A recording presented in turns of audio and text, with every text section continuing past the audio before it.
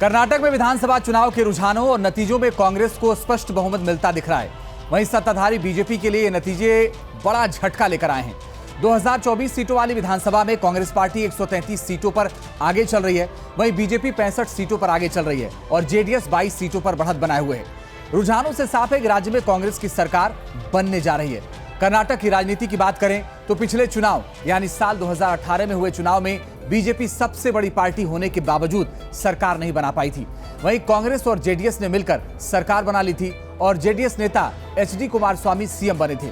लेकिन ये सरकार सवा साल ही चल सकी। बाद में कांग्रेस और जेडीएस के विधायकों को तोड़कर बीजेपी ने खुद सरकार बना ली। येदियुरप्पा चौथी बार सीएम बन गए, लेकिन इस बार वो भी 5 साल तक सत्ता नहीं चला पाए।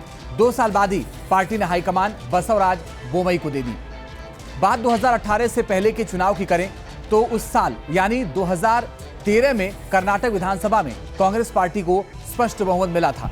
उस वक्त कांग्रेस ने 122 सीटों पर जीत हासिल की थी। वहीं बीजेपी और जेडीएस दोनों ही 40-40 सीटों पर सिमट कर रह गईं।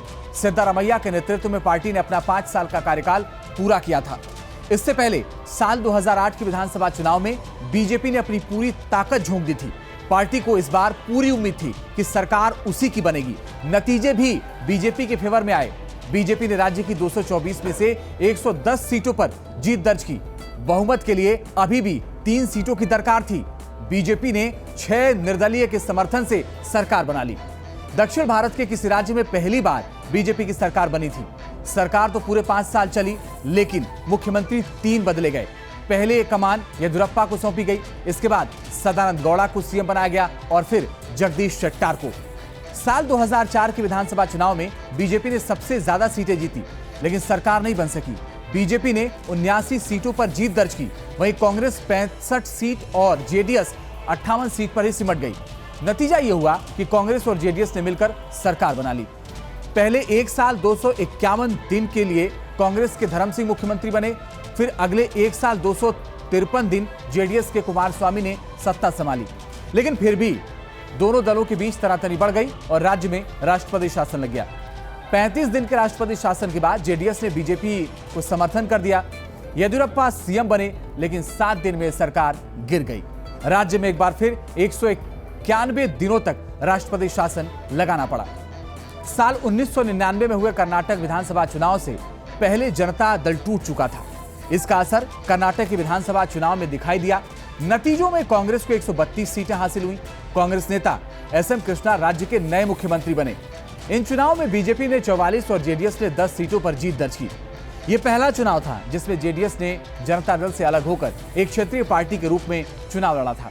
एसएम कृष्णा की सरकार ने अपना कार्यकाल पूरा किया था, लेकिन कार्यकाल 5 साल का नहीं था, बल्कि 4 साल 230 दिन का था। अब बात साल 1994 में हुए कर्नाटक विधानसभा चुनाव की करें तो ये वो दौर था जब गैर बीजेपी और गैर कांग्रेस राजनीति की बयार पूरे देश में छाई थी। यही वजह रही कि इन चुनाव में जनता दल को राज्य की जनता ने पूर्ण बहुमत दिया। एचडी देवगौड़ा के नेतृत्व में जनता दल ने 115 सीटें हासिल की, जबकि कांग्रेस मात्र 34 सीटों पर सिमट गई। यहीं दक्षिण के राज्यों में अपना विस्तार करने में जुटी बीजेपी ने इन चुनाव में 40 सीटों के साथ प्रमुख विपक्षी दल की भूमिका अदा की। देवगौड़ा 1 साल 172 दिन तक राज्य के मुख्यमंत्री रहे। इसके बाद वो देश के प्रधानमंत्री बन गए और राज्य की कमान जेएच पटेल के हाथों में चली गई। यह था कर्नाटक की राजनीति के पिछले 30 सालों का सफर। आपको हमारा ये विश्लेषण कैसा लगा, हमें कमेंट बॉक्स में लिखकर जरूर बताएं। देखते रहिए न्यूज़ नेशन का डिजिटल प्लेटफॉर्म।